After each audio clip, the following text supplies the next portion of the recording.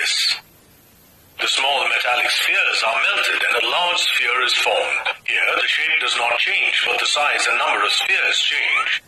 So does the volume change too? If all of the small spheres are used to make the larger sphere and none of them is wasted, then the volume of the large sphere equals the sum of the volumes of the smaller spheres. When the liquid from this cylindrical container is emptied into this conical container,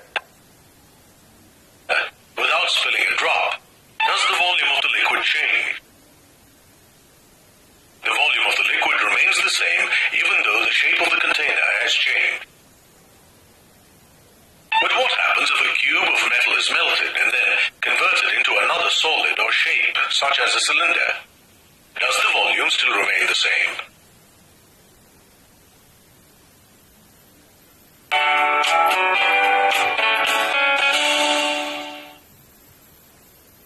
Let's see what happens to the volume of a solid when it is converted from one form to another.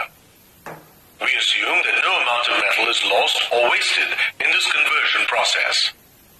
The length of this metallic cube is 5 centimeters and volume is 125 cubic centimeters. The cube is melted and a cylinder is formed.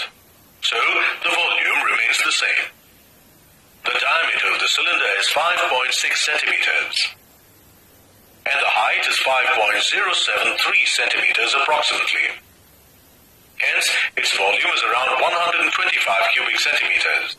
Thus, the volume of the cube and cylinder are the same. Next, let's convert the cylinder into a cuboid. So, the volume remains the same.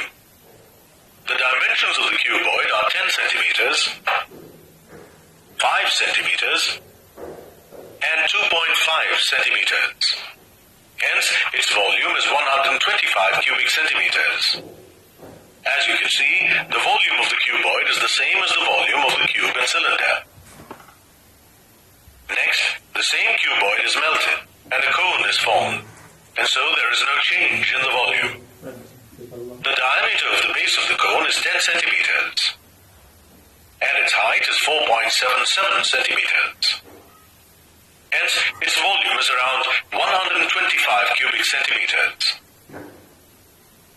Now, the same cone is melted and a sphere is formed.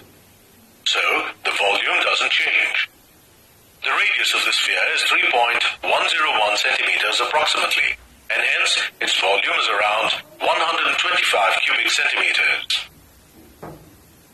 Finally, the same sphere is melted and a hemisphere is formed, and so the volume remains the same.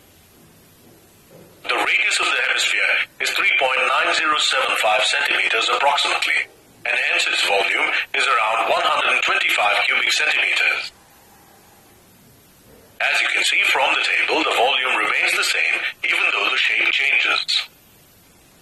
Thus, we can say that when we convert a solid from one shape to another without loss or wastage, the volume